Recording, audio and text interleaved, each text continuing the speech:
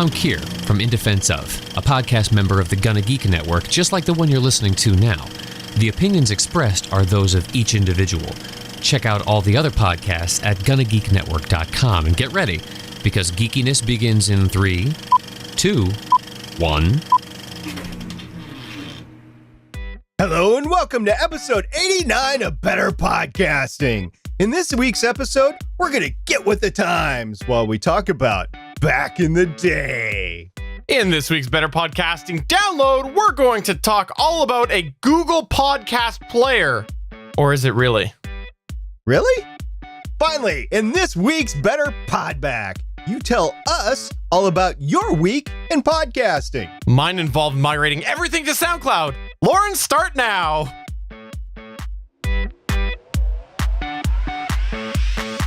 Welcome to Better Podcasting, a show where we talk about podcast tips, tools, and best practices to help you succeed with your podcast.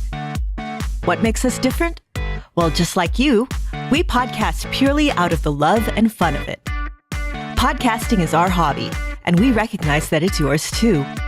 We always encourage your questions and feedback, and you can find all of our contact information at betterpodcasting.com. Here's your host for the show, Stephen John Drew and Stargate Pioneer.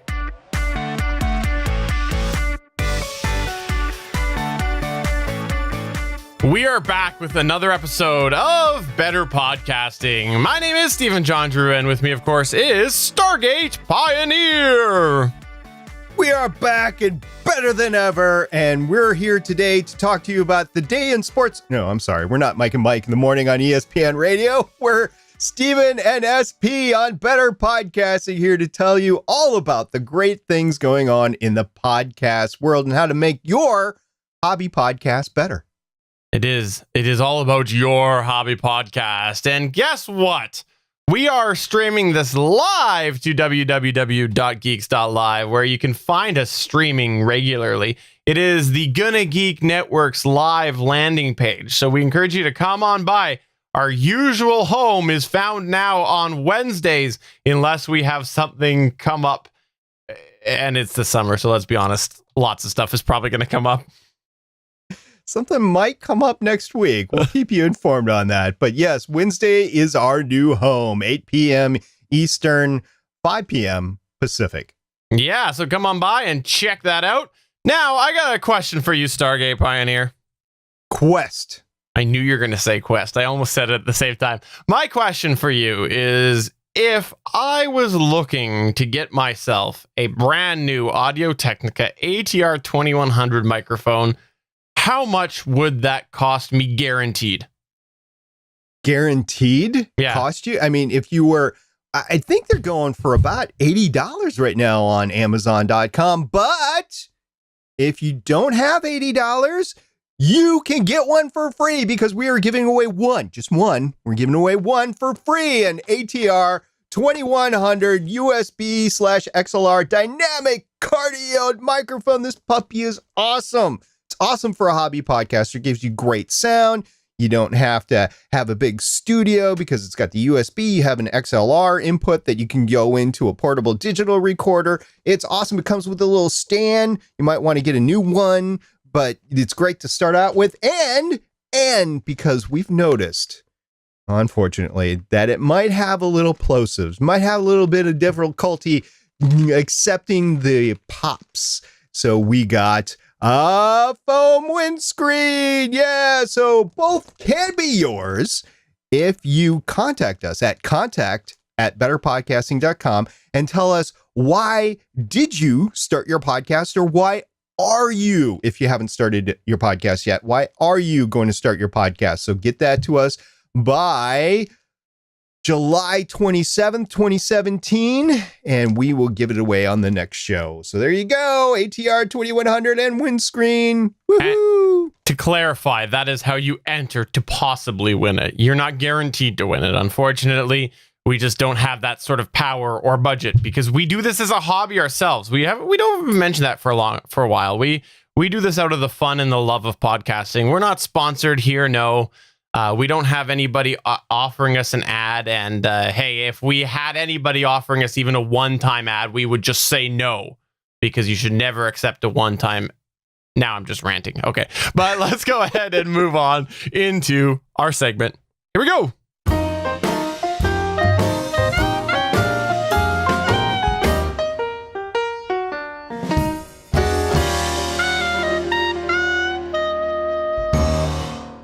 So podcasting, as I've mentioned many, many times before, began in 2004 when Adam Curry and Dave Weiner created the RSS feed.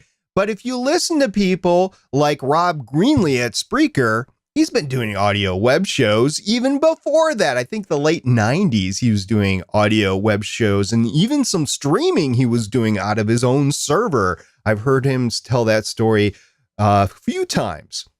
So since it's been around for 13, 14 years, officially, since Adam Curry and Dave Weiner started it, that means by now, since the average podcast lasts somewhere between 3 and 5 years, I mean, there's been some that have been running since the beginning, but, normally a good run on a podcast is 3 to 5 years, that you have had several generations of podcasters, and you get a new generation of podcasters every few years. I mean, technology changes, you get somebody new into the space, and they use the new technology, while the older fuddy-duddies keep using the old technology unless they have a chance to upgrade. So the important thing to remember here is that actually Stephen and myself are from 2 different generations of podcasters. Stephen, when did you start? 2008? Yeah, 2008. So coming up towards the 10-year mark. And I've been doing media-related stuff long before that. But yeah, 2008. And SP started just back 3 or 4 months ago. I think it was 2 months ago. Okay. And I think I have like 1,500 episodes already. Yeah. Right, yeah. Because I do like a gazillion a week. No, I started officially podcasting. I guested a lot before that, starting New Year's Eve 2010, but I really started producing my own shows in the fall of 2013. So there's 5 years difference between 2008 and 2013, which means Steven's an older generation than me, which is kind of funny because I'm a lot older than he is. A lot older. A lot older. But why we mention that is because it's funny, even him and I comparing notes and me watching him come into the podcast world, there's been a lot of different stuff that I handled differently than what he did as a newbie. At least he was a few years ago. And there's been things that, I've continued to do my way, but there's been things as well that as the old guy, I had to adapt and realize, you know what? SP's way is better. And that's what we want to do today. We want to talk today about how things change and some specific areas that we commonly see people giving advice, and generally they're people who are a little bit more seasoned, and we don't think that it applies always to you as the hobby podcaster. So we've gone into this, we've decided on some specific points that we want to run down and say maybe not the best idea if you're getting that advice today, right, SP? Yeah, some of this advice has been sticking around the internet since the posts were originally made in the late 2000s. So yeah, you have to pay attention to what advice is being given and then take new information into account as well. So we're going to start running down a few of these. The first bit of advice that we hear quite a bit from some senior seasoned podcasters is don't edit. Are you kidding me? Don't edit? There are people who have been doing this even longer than that. And so what ends up happening is they end up having this sort of natural mic talent and ability based off of just gaining this experience and this sort of finding their footings from back when they could get away with not editing. So now they're these experts and they're like, hey, I don't need to edit anymore. That's not something that I have to do. And so you're coming into this crowded market, and if you don't edit, well, you're starting out, and I'm trying to think of my point, and whatever. This is my point, and that's what's going to come across. And so you are crowded in this sea of people who not only have lots of experience and are a little bit more polished, but they are maybe having people who can edit stuff, spend only 20 to 30 minutes editing, but do what's going to take you several hours. So you really end up in this situation where you kind of got to edit to swim with everybody. good communication skills don't just happen. They're honed. So whether you hone them on your podcast or you hone them in high school, in debate club, or in college, if you get a communications major, or you do something for your job that involves communication before you start podcasting, you have done something to increase your ability to communicate. Not all podcasters start out with that to begin with, especially if you're a young podcaster. So you have to learn those skills. So that is one of the things that we have an issue with the senior advice saying don't edit. Another reason was back in the day, back in 2004, 2005, you're talking computers that are 12, 15 years older than what we have in our studios today that we are producing podcasts. And what by I say our studios, I mean everybody, you're listening to this, you're watching this on YouTube maybe. I'm talking about your computer as well. If you were trying to do your podcast in 2006, it is a whole different ballgame because not only are the computers a lot less capable, but the software involved was a lot less capable. So I get where that advice was coming from. Those people were forced to try to learn to not have to edit. You don't come from that era. So you actually have a new leg up on that older generation. And you can edit to make your podcast seem better. Now, it's going to take a lot of work, and you're going to train yourself over time to have better microphone skills, to have better presenting skills, to have better communication skills.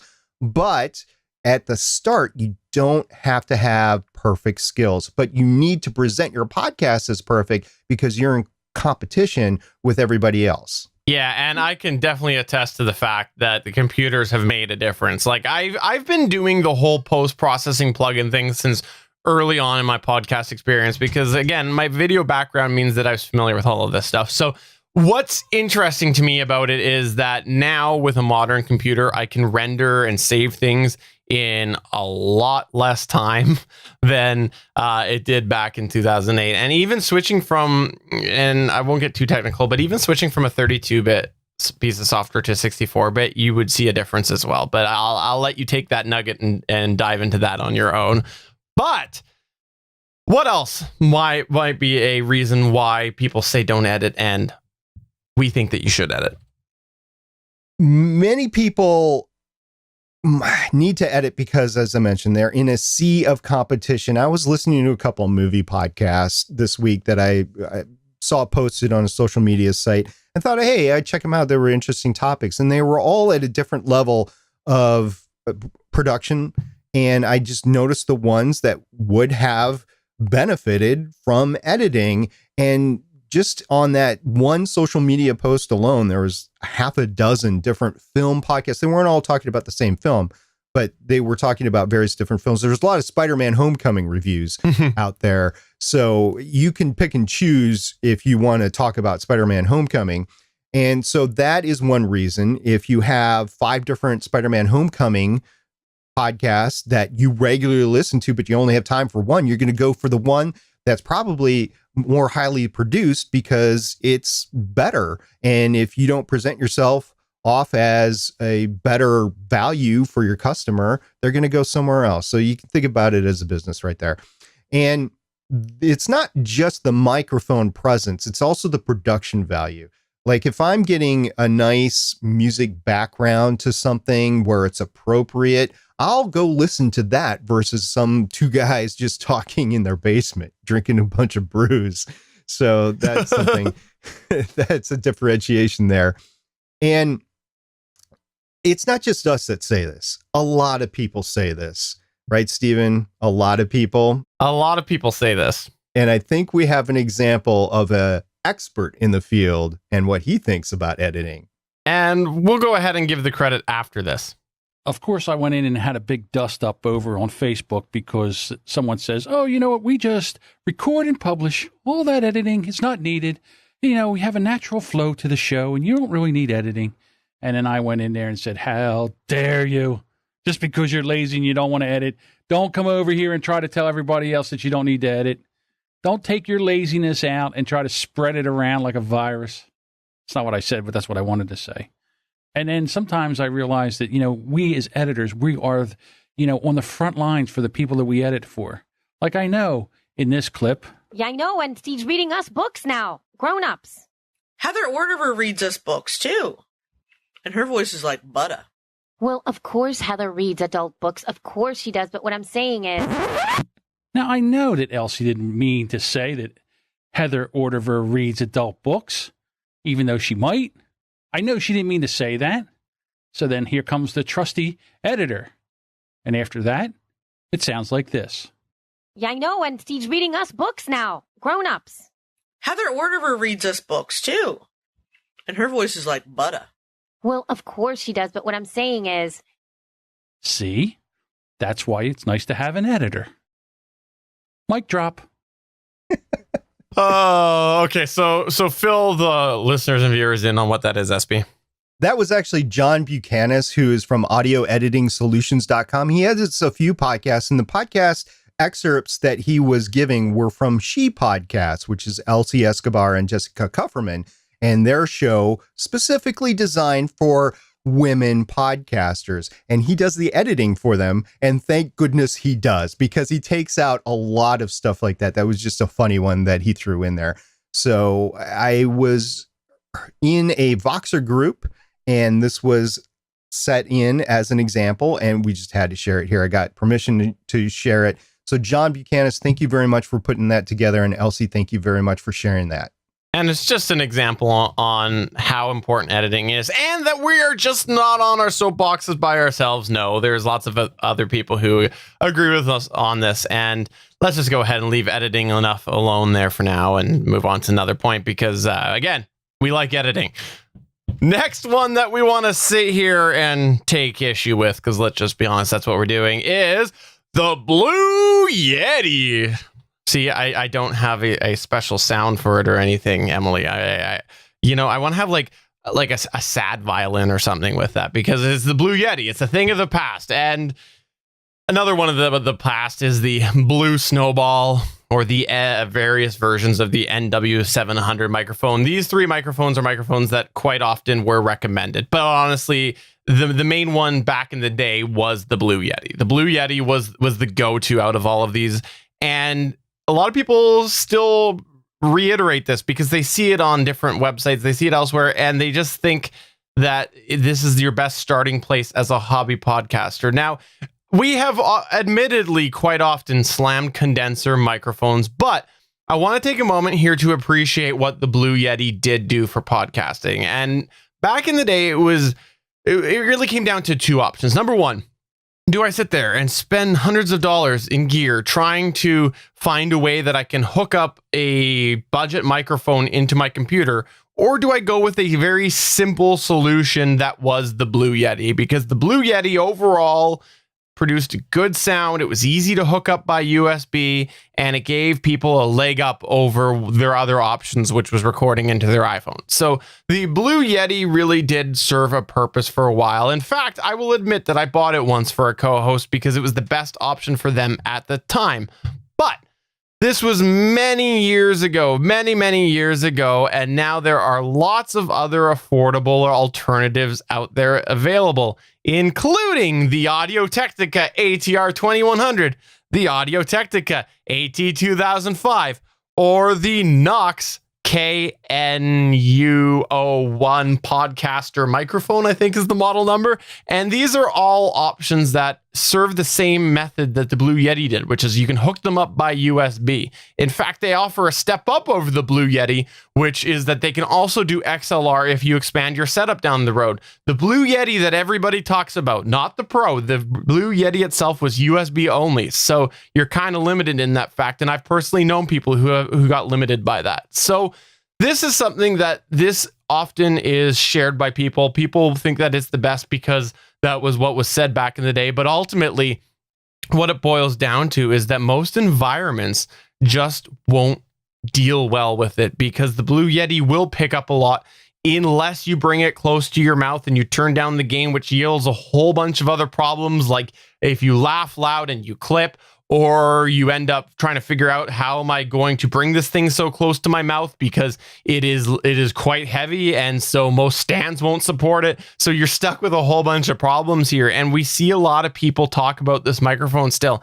And there was a time that it was a good go-to for people, but there are cheaper, easier, better options. And so at this time here, we got to say that we have outgrown the Yeti. We have indeed. And unfortunately, there's tons and tons of articles that are still out there today that recommend the Blue Yeti. There's tons of video gamers that are trying to do video that want a microphone out of shot that go for the Blue Yeti when they should be using a shotgun microphone, because that is what a shotgun microphone is designed for.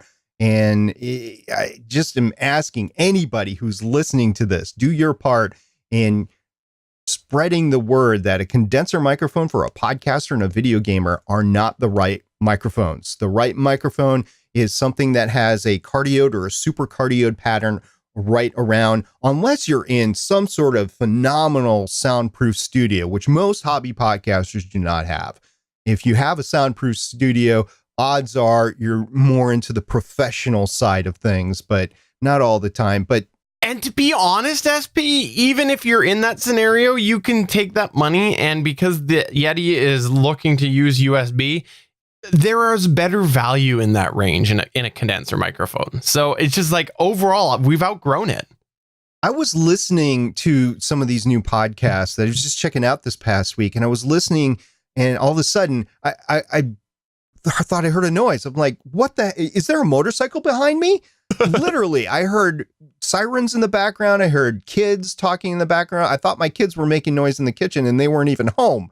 So I was like, what is going on? It was because they were using some version, I don't know what, but some version of a condenser microphone. So the Blue Yeti, while it had its place in history, should be on your trophy shelf now and not used. And I know many people who have it on their trophy shelf. And I gotta say, I know a lot of people are very passionate about the Yeti, but I have known many people who I have kind of had to give that extra nudge, and after they did make the decision, they have admitted that it was the right decision. So it's hard because you grow attached to a certain microphone. Me personally, I'll swap out microphones on a weekly basis. I got no attachment there's lots of different options, but yeah, just go ahead and move on past the Yeti. That is very old advice. Yes. Now, there is the opposite side, where it says you have to have a specific sound to sound professional. And it usually consists of hundreds, if not thousands of dollars in equipment and post-processing. So that is basically radio broadcasting from the FM days, right? Yeah. And that's what we see a lot of people model their studios on, who have been doing this for a long time. They've gone and they've essentially emulated what is a version of a actual professional radio studio, because back in the day, if you wanted that quote sound, you had to do it. And there was certain gear that you had to do. Now, the reality is we've evolved. SP touched on it earlier. Computers have changed, and a lot of the stuff that we used to have to do hardware-wise, we can now do software-wise. And because of that, it means that you don't necessarily have to get as big of a studio as you once had to. Plus, a lot of the gear these people recommend is just old. It's just they built up their studio over time. That's what SP and I have done. We admittedly have a lot of gear. We've built up stuff, but there are people who've been doing this longer than us, and they've built up even more. And so they go and they recommend a piece of equipment, and it's like, well, no, there's actually better options than that. Like, I'll give you an example. I actually recently, in the last couple of years, saw some people still solidly recommending without any footnotes, Firewire mixers. Well, there are USB 2 and 3, primarily 3. Okay, they're primarily 2 available, but I want to see more in USB 3 options available. And so that's something that you might not necessarily get the best advice from somebody who is telling you what they've got based off of years of acquisition. Yeah, one particular microphone that is an issue that I have is the Heil PR40. Now, I watched and listened to Bob Heil on a couple of occasions, and he flat out admitted that he loves that FM sound, which is okay. That's great. The Heil PR40 is made to give that good FM bassy sort of sound from a male voice. Well, that's not going to work for everybody. It might work for some people that are looking for that sound and they don't have a lot of bass in their voice, but the high LPR40 would not work for me. I haven't even gone down that road for it. I didn't even particularly care for the BP40, although I will try that again sometime in the future. But the high LPR40 was a great recommendation when people didn't know that there were other options, like the Electro Voice RE320, like the Rode Procaster, like the Shure SM7B. It's come down in price, so it's a little bit more affordable now, but the Shure SM7B, if you can feed it enough gain, it will work for voices better. Matter of fact, I think, even though I know Daniel J. Lewis is using the Electro Voice RE320, I think, having heard a comparison of his voice, I think his voice actually works better with the Shure SM7B. So that's just an example. And he used to use a high LPR40, and he was desperate to get off that high LPR40.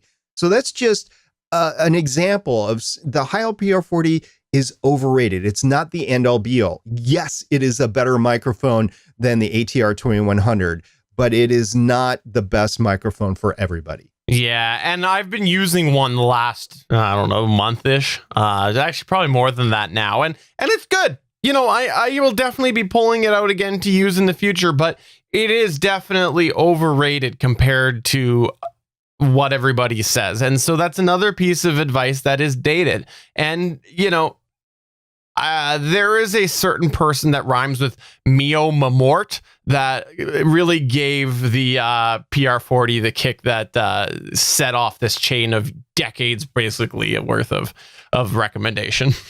And at the time, it necessarily wasn't a bad recommendation, but now I wouldn't be giving that recommendation to everybody. A certain select few people, maybe, but not everybody. I tend to think, for instance, that the Electro Voice RE320 is a more forgiving microphone for every voice, but it's not ideal for every voice. I will admit that. And in some voices, I will definitely recommend other microphones. So another example of something that was highly, highly, highly recommended back in the day is audio interfaces. Even if you had a mixer, you had to have an audio interface to pass that information back and forth. You don't need an audio interface anymore, folks. The USB mixers are just fine. I wouldn't recommend a Behringer personally, but USB mixers using the USB capability can take over that audio interface. Now, if you don't want or don't need the mixing capability, there's phenomenal low-cost audio interfaces now that would take the place of a analog mixer going into your PC as well. So just there are a plethora of options. It's not a one-size-fits-all anymore. There are some better solutions than others, and just make sure you do your research and ask a few questions to find out which one is it. But you don't have to have an audio interface to podcast. No, and the final part on this sort of great gear requirement that is a thing of the past is the overall industry has really changed, and a lot of people look at podcasting differently now, and there's less of a desire to spend money on it. Now, SP and I, like I said, we got lots of gear. Part of it is just our passion, but there's a lot of podcasters out there who don't want to do that. And so that's why the people who are pushing this gear is not giving great advice. It's just something that maybe the recipient of the feedback is like, well, I'm not going to spend that much money. And I will give you a solid example on how this has changed. SP, remind me again who you said at the top of the show started the podcast world. Adam Curry and Dave Weiner, but I think Adam Curry is the individual that you're going to focus in on right now. I am, because Adam Curry recently did a Indiegogo, I think it was, of a potential new product that was going to emulate the sounds, and it wasn't going to require all of this gear, but the price tag was still fairly expensive. It was still several $100s. It was called the Podcaster Pro. Well, guess what? They never hit their target because not enough people backed it. And I think that just speaks volumes on the way that the people are looking at the podcasting world right now, is they don't want to spend hundreds and hundreds of dollars on podcast gear. And that's what that was targeted to. It was a several $100 device for podcasters. So I think that just really nicely summarizes the change with the way that people look at sort of gear in the realm of podcasting. Or if you're going to spend that much money, make sure it has the versatility and the functionality that you need. The Podcaster Pro in its initial specifications was very limited. You couldn't do a mix minus in it. You can separate out different tracks, but it wasn't meant for that. But yeah, I can do an audio interface for a seventh of the price and get just as good a sound out of it. So that's just an example of how the podcasting community has surpassed him. I know a lot of people were backing the Indiegogo because they wanted to give back to the person that started podcasting, and I get that. But as far as the device, I think you would have been underwhelmed at the capability and the versatility that you would had to need. And I hope Adam Curry takes another stab at this, because I think he's got something going on. Unless he's at a full stop, I think he'll take feedback from what it is, and I think he'll make corrections. And I think he's going to come out with a good device. So I hope the best for him. We'll see about that. I'm just sad that I didn't get my Stargate Pioneer edition. Your Stargate Pioneer Signature Edition? Mm-hmm. Tell you what, Steven, I will sign if you buy a Blue Yeti for me, send it to me. I will sign it and then I will send it to you. And there will be your Stargate Pioneer. Can you run it over while it's down there? Yeah. All right, let's go ahead and move on to another point here, which is album art dimensions. This one here is just a quick pick here. What we've got is that iTunes used to require 300 by 300, and I still see people giving this advice. No, the minimum now for iTunes is 1400 by 1400 up to 3000 by 3000 pixels. And the size has to be under 500 kilobytes. Because Apple at WWDC in 2017 slipped up, I think, and mentioned that it was under a megabyte. And unfortunately, people that run podcast hosting companies have continually had problems with anything over 500. So iOS 11, when it comes out, might actually increase in the amount of size that you can throw in the artwork. But right now, that's not it. So that's just an example of size that has changed over time. Another factor that has changed over time is live is completely unnecessary. I've heard this over and over again. And I get it. For a new podcaster, you might not want to start out with live. But I will tell you that you do have a certain audience that will come to you only if you are live. We actually have several people that come to All Things Good and Nerdy on the network on Sunday mornings that only consume the podcast live. There are people that go to the GonnaGeek.com podcast that only consume the podcast live. And yes, even Better Podcasting, we have people that only come in and consume the podcast live. Mr. Pennington, I'm speaking to you right now. No, he watches after too, but mostly on YouTube. Another thing is that websites are expensive. Oh man, you got to spend hundreds of dollars to get yourself a website. No, that's just not true. That's just not true. A lot of people back in the day thought that you had, well, it was true. You kind of had to spend money of some form, or you were stuck with something like a GeoCities Homestead page. I combined two companies there, but no, now you can find all sorts of easy templates that look really good, that are free. Sometimes you pay a little bit of money for things like WordPress and Joomla and all these other CMSs, and you can find relatively inexpensive hosting, or you could just turn right to your media host, and on there, they may offer you a website addition or add-on to your podcast. So absolutely, this is not a thing anymore that they are super expensive to do. Sure, you need to spend a lot of money if you don't know how to build a website to get something that's really good, but ultimately what you want to put on your website for your podcast can probably be done for most hobby podcasters right on the media host section. Yeah, Podbean and Libsyn have their own web pages that they can throw up there. And yes, they vary in versatility and capability.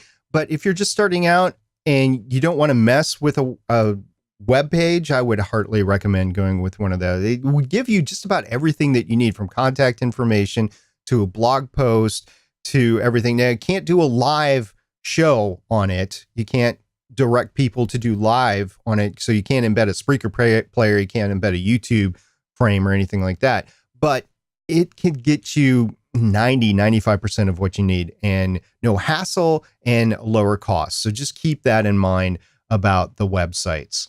Now, another thing that bugs the crap out of me personally, because I review podcasts for submissions to the GonnaGeek.com network, is audio quality. A lot of old schoolers recommend 64 kilobits per second and mono files. Yeah, okay, that's good for audio, but more and more people are listening in headphones. They want that stereo sound, even though if you're recording just through a microphone. So even though I produce in mono, more people want stereo, but more importantly, people want better quality because the headphones that they are getting more and more better. I mean, Stephen, you talked about your new car and the fact that the sound system in that thing is phenomenal compared to anything that you had before, and it's a stock sound system. Yeah, no, absolutely. And that is something that, like, for me on the Gonna Geek show, I do 128. That's what I do the Gonna Geek show on is 128 kilobits per second. But I say most people 96 is good. But honestly, me personally, Steven, I hear the difference with a 64 kilobit per second MP3 than a 96. There's, even with voices, it just sounds more crackly, more garbly. And that's just the way that it is for me. I just want to back up a second. When you search for how to start a podcast in Google, yeah, it's a great search. I did it myself. Matter of fact, that's how I found some podcasts about podcasting initially. But guess what? The SEO on some of those older articles are phenomenal. And you will find some podcast 101 stuff from 10 years ago that will tell you amazingly wrong things.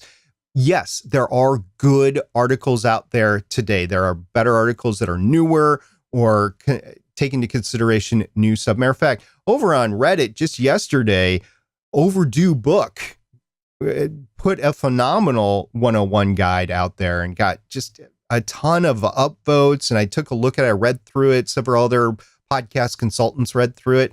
It's pretty good. Now, one bad thing is she recommended Blue Yeti, but for most part, it was great. It actually showed you the difference in what a cardioid pattern was versus an omnidirectional pattern in the microphone and told you what to do and what not to do. Stuff like that exists today. But if you take a look at a podcast guide from 12 years ago or some YouTube videos that haven't been updated from podcast consultants from 8-10 years ago, yeah, you're going to get wrong information. So just make sure that when you're looking at this stuff, you cross-correlate it with other things going on. Great advice. Another thing that you might want to consider is the whole knowledge and shared power of stock music websites. That's right. You know, you're looking to make yourself some bumps or an intro or an outro or whatever. And so you find these great articles that, as we talked about, which are telling you all about these free royalty-free music sites that you can go to. Well, here's the thing. Is that, yes, they're good from the sense that they're free, but they're also not good in the sense that they've been around forever and a lot of people are using them. So admittedly on this show, we paid for our intro. We did pay for it ourselves, and we have had multiple people report sightings of it elsewhere. So, they're like out in the forest and all of a sudden they hear it. But no, there's people who have actually sent us clips of this. And so it can happen with anything, but the thing is, it's more likely to happen on some of these go-to free music sites. So it's okay to use them. It's just you need to know that you're not really going to be unique. I've run into this myself. I have actually been listening to other shows. I've even heard commercials where music that I've used has come on. And also, I've even seen it where I've had multiple network members on the Gonna Geek network using the same music. So it can happen. And if you're using the same sites, it's probably going to happen. And finally, the last point that we're going to cover tonight is monetization. We are not against monetization. I have to make that clear, but we don't talk about it. Why? Because you don't have to monetize your podcast, especially as a hobby podcaster, because you probably aren't starting off with a large audience to begin with. So a lot of old time podcasters, consultants, people that have been in business say, oh, you have to make money and you have to create your show to make money. Well, maybe you have to make sure that you're not creating preventions from making money down the road, but you don't have to make money for the beginning. And one reason that they say you have to do it, well, they have a resume and they have costs that they have to cover. So of course they're going to want to make money, especially if they're getting tons and tons of downloads. That bandwidth costs money. And even if they're not self-hosting and they're using a media host, odds are if they're having enough downloads that the media host is passing that cost along to you, the podcaster. You're just going to have to do that. So your $5 plan on whatever, Podbean, Libsyn, Pinecast, they're going to have to increase that in order to capture their costs of bandwidth, as well as if you are self-hosting through a web media host, yeah, you're going to have to cover that cost. And if you're self-hosting on your own server in your house, you're going to have to make sure that you have the right business plan in order to handle that amount of bandwidth. So yeah, there are things that you have to cover with money, but you don't have to have a Patreon. Don't get wrapped up in the money talk from these old timers. They come from a different era when they had to monetize in order to stay alive. And if you're just doing it for fun, you're doing it for fun. Don't pay attention to the money stuff. It doesn't have to be that way. Yeah, a great point there, SP. And one of the other thing as well is that these people find it generally pretty easy to do. And so sometimes they make it sound really easy because they've this walking, talking resume. And so they're just like, hey, I'm Bob Smith, the podcaster who has been gold for years. And so it's easier for them. With you who are starting out, no. Plus, they have established industry contacts and they know who to talk to and if they need to sell an ad. And they go around from it's hard work that they've learned over the past 10 years, but you don't have to go through that initially, definitely. No. And then we've gone through a lot of stuff here, but how do you protect yourself against this bad advice as it goes along? Well, you can look at the post date, right? So if you're searching online, you see a post and you either don't see a date or the date is 10 years old, you might want to corroborate that information with something that's a little bit sooner. And the one that bugs me really, and I'm seeing this more and more, is posts without dates. And I think people do that just so their post seems to be current, but it's not. And there's a certain integrity value that is missing there for me. So I agree. I do not like posts without dates, and I'll often click off of posts that don't have dates. Another way that you can see if the advice is outdated is check out interactive podcast communities and just ask, hey, what do you think about this? And a great place to do that is thepodcastforum.com. Come on and join and then ask your question there. And then, of course, you can listen to Better Podcasting episodes, and we'll tell you all about what's current in the land of podcasting. So what you're saying is that they should only listen to the most current episode, and they should only listen to us live because that's the most right information. Everybody should come listen live, 8 p.m. Eastern, Wednesdays at www.geeks.live, except for next week. Well, that is going to wrap it up. We wanted to go ahead and dive into these things and really just set some things straight because we have a lot of new podcasters who do approach us, and we wanted to make sure that we could reference some things that will hopefully keep you on the right path. Before we get to our Better Podcasting download, I just want to take this moment to mention that we are part of the Gonna Geek Network, and also on the Gonna Geek Network is, shockingly, the official GonnaGeek.com show. That's a show that we do each week there.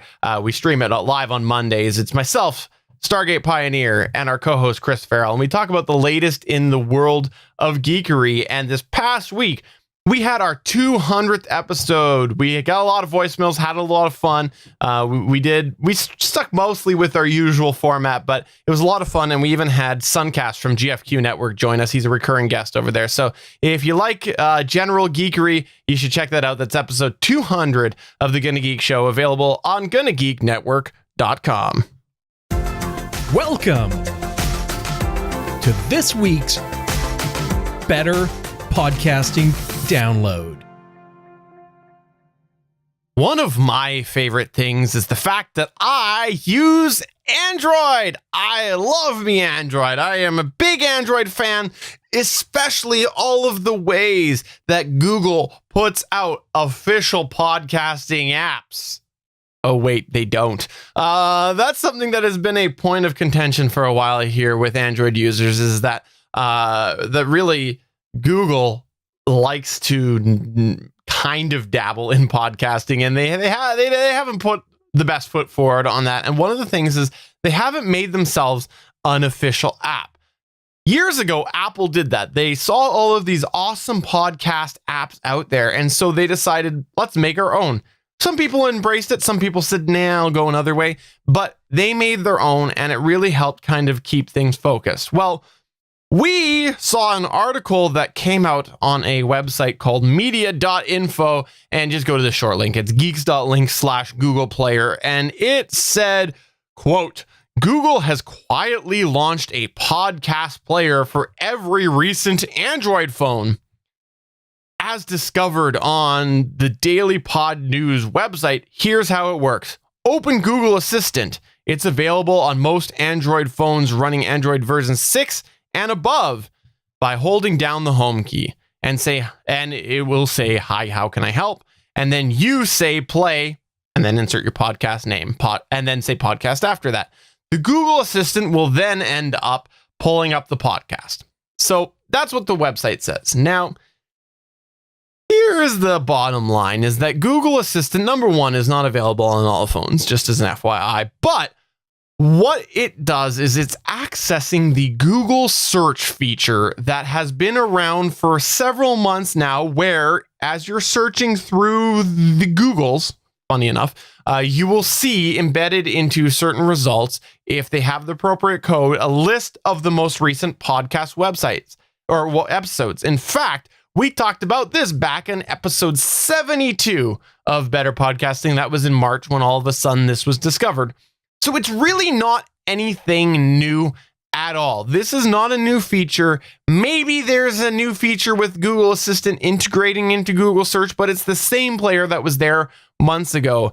And ultimately, I have this because I use a Pixel. I use a Google Pixel. So I have this. I tried this today. It is not what I would deem to be a podcast player.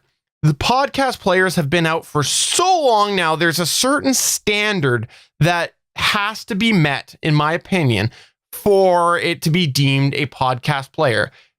This equates more to me as something that's an alternative way to on-demand play podcasts. You know, a lot of people use the term streaming. I'll stream the podcast. That's not technically true, but that's what I'm referring to. It's a better way to do that than it is just going over a website and hit play, because there are some extra features with this player.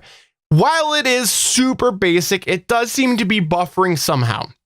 I believe it's doing it on demand. So you go and you hit play on an episode and somehow it's pulling it. Now, I have not figured out yet. Is it pulling the whole episode? Is it pulling a section? I'm not sure. But in any case, it is pulling something. And so that means as well, it's also remembering where you're at.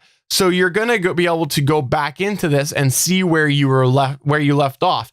It will even give you a notification in the menu, in your usual notification menu. It'll show you what episode you've got playing, and you can hit play, and you can also jump back 10 seconds, skip forward 30 seconds. It does quite a bit of these things, but it does not sync. It's not like I can go and subscribe and say, sync the latest episodes automatically. No, that's not what it is. I have to go in and tell it to play a certain podcast. So again, it's more like a alternative way to stream podcasts than it is an actual podcast player.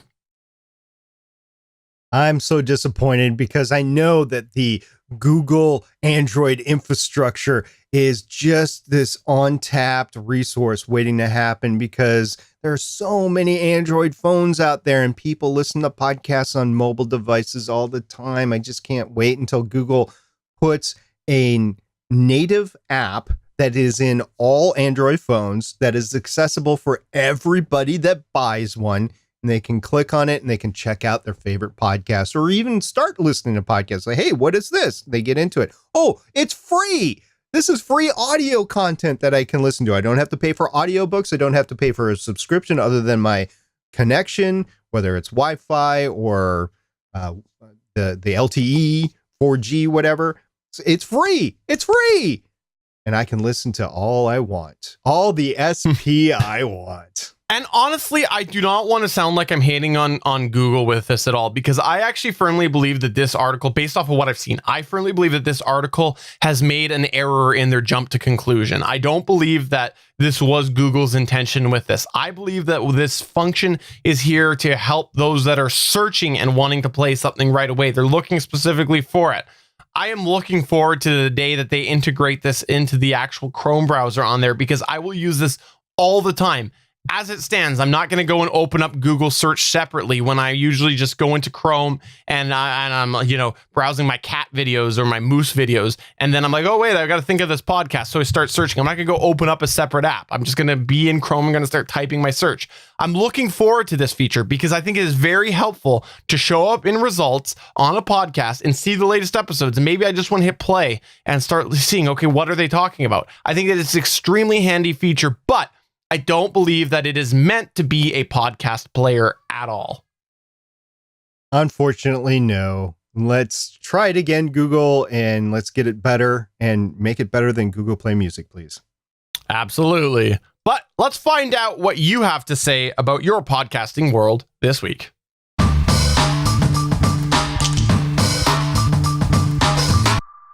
Stargate Pioneer, I have a question for you. Quest?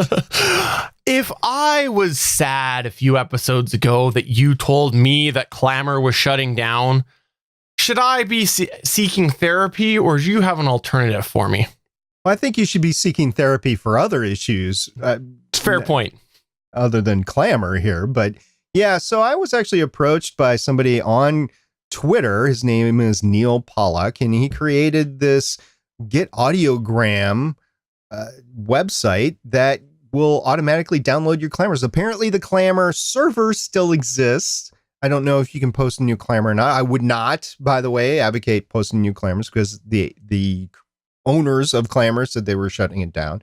So I don't know how much that service is going to be there. So I tried it. It's at getaudiogram.com/Clammr. And I have about 700 Clammrs that I've made. That's a lot of that's a lot of 16, 24-second audio bits.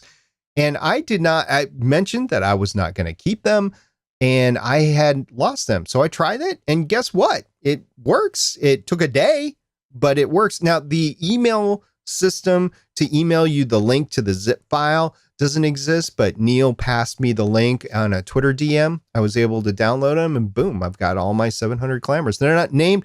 And then the MP4 does not exist. It is literally the artwork that you put in there. So you don't have that cool audio face that Clammr made when they were playing the Clammr, but at least you save the audio. Yeah, do it now, though. If you're thinking of doing it, do it now because the Clammr servers could go away at any time. Exactly. And then also, if you're interested, you can take that and make it into an audiogram on another beta app that Neil is working on. So if you're interested, go to contact him and he will set you up. You disappointed me. You said on a beta and then you hesitated. I thought you meant like a beta tape. I was so excited. That would have been a beta max. All right. We also had on Twitter somebody named Podcastage tweet us saying, I made number 5 on their list. If you don't listen to @BetterPod, you're doing the whole podcasting thing wrong. Get on it. This was, of course, Bandrew, who he's been on our show before. And as we talked about last week, he did make the top 10 list of the past year. He did indeed. And congratulations for making the top 10 list. And we only had 10 episodes over the last year anyway. No, I'm just joking. We had 11, and the one that guessed your mom did not do well. Oh, okay. I see. Scott Smith tweeted us at WScottSmith19. He said, the two of you should copyright the term hobby podcaster. Yeah, it's copyrighted, it's trademarked, and we're waiting for the lawsuits to get out there for anybody else that uses the term hobby podcaster. No, we don't care. It is hobby podcaster. Anybody could use hobby podcaster. No, I'm charging you every time you say it. I want my royalty check. If you're charging us $10 Canadian, that's like 2 cents American, so we're fine. We asked a question as well. We said, what's the first rule of taking a 1-week podcation? Stay off your podcast social media account. Oops, busted. This was when SP was away and he was taking a break from the world of podcasting because he was on vacation. I was away for work reasons, so I unfortunately did not get the relaxation that SP did, but he decided to go on social media anyways. And so Emily from the Story Behind Pod at Story Behind Pod said, you too, ? I'm taking a vacation and it's so hard to just relax without checking everything. It is indeed, especially if you're used to checking it. It'll be like 2 minutes to go 2 days. It's hard to do, but I just want to point out, Stephen, we were on a break. Anthony Bachman also responded saying, you don't talk about podcation. That's the first rule of podcation. Well done, Anthony. Well done. Good Fight Club reference. Way to go. Diami Plotke tweeted us and he said, just wanted to make sure you saw this. And this was the SoundCloud TechCrunch article, Sinks as Leaks Say Layoffs Buy Little Times. Thank you very much for that, Diami. And Stephen, you replied and you said, thank you. Of course, SoundCloud is the best ever and have been around forever. So why would they disappear? Sorry, I felt like I was just quoting Reddit. And to quote you at the beginning, you have now transferred all of your podcasts over to SoundCloud. And I'm so glad that I have the hosting account for Better Podcasting. Yeah, no, that's not true. But there's a lot of people very passionate about SoundCloud. And, you know, the challenge with the inevitability of SoundCloud is that we can only say that SoundCloud is going away so much before we lose credibility. And I've actually been making this point for a few weeks now, is that there is an element of truth to those people who see a SoundCloud post and then the first thing is saying, oh, let's wait for the usual players to come out. Because the reality is SoundCloud, as it stands at this moment, July 19th, 2017, they have a 100% success rate of not closing. That is as it stands right now. All of these articles that have said SoundCloud is closing right now have a 100% failure rate at predicting SoundCloud's closure, because SoundCloud has not closed yet. The thing is, you need to read between the lines on the articles, and that is what all of these articles are about. They are helping you see that you have risks if you host with SoundCloud. I personally am of the opinion that at least the podcast section of SoundCloud probably doesn't have much longer. That's my personal opinion, but I will continue to share these myself because I think that it's important that people educate themselves. So if they are on SoundCloud now, they need to be prepared for the possibility of closure. Yeah, who was it? Chance the Rapper came in and said, oh, SoundCloud's not going to go nowhere. But then people tried to contact him, contact his agent. So like, what, are you going to invest in SoundCloud? Whatever. So I think it was a PR stunt, honestly. And I think SoundCloud should do some positive PR, because if they do have financial backing to make it beyond the fourth quarter of this year, they better state that. And I think they've done a poor job of stating that, or what their recovery is going to be. Do they have to disclose everything? No, but they have to emit positive vibes, and they really haven't done a heck of a lot of that. So based on that, I would be worried as well. I've seen the hosting bills that Libsyn has to pay. I can't imagine what SoundCloud has to pay, because SoundCloud is not just a podcast media host. They are a music media host. So they're dealing with a lot more bandwidth back and forth. So that would be my concern there. We also had on Facebook, Matthew Albin sent us a message and he said, hey folks, love the show. What episode number covers the best spots to host a podcast in your opinion? Or can you name a few offhand? To which we responded saying, check out episode 65. That is episode 65 is where we talked about self-hosting pros and cons. And of course, we compared a little bit to some media hosts as also.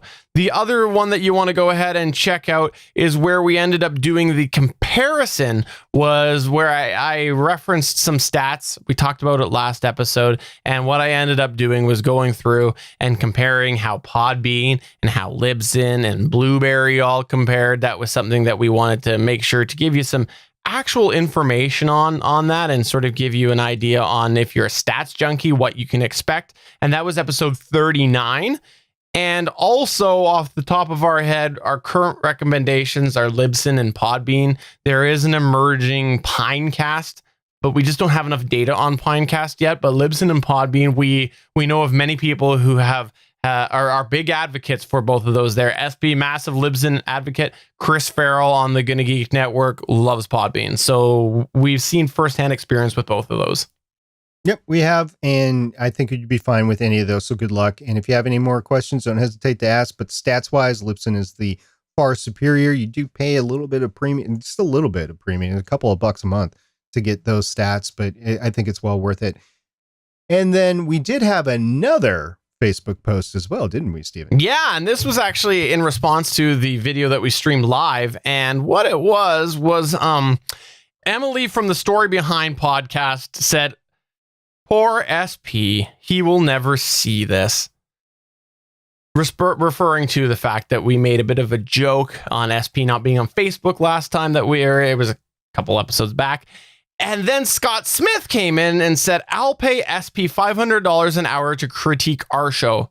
Oh yeah, as Emily said, SP will not see this. Now here's the thing. I actually didn't see this message. SP saw it because Facebook always wants to bring you back in. So they might shut off your account, but they'll still keep sending you notifications, which is what SP got. He got an email with this. So Scott, he is waiting.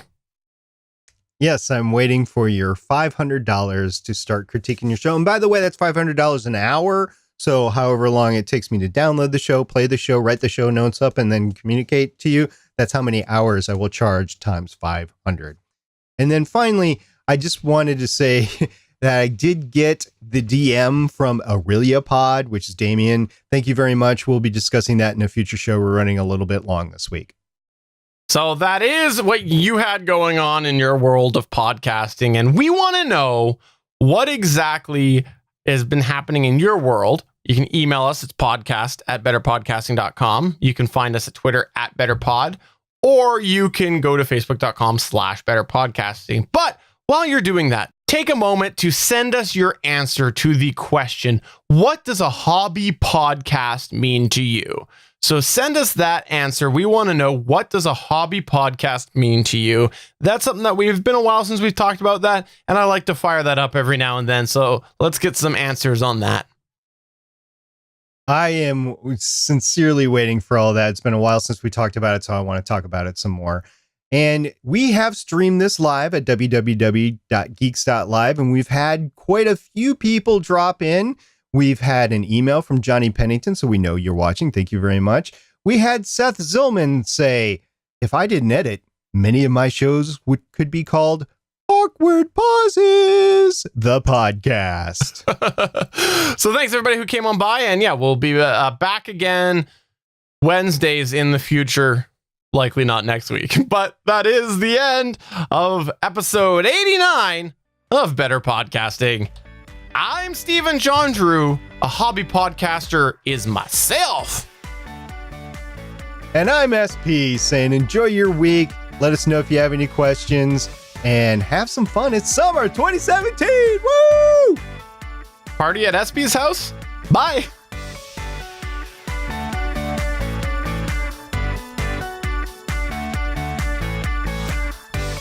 Thank you for listening to another episode of Better Podcasting.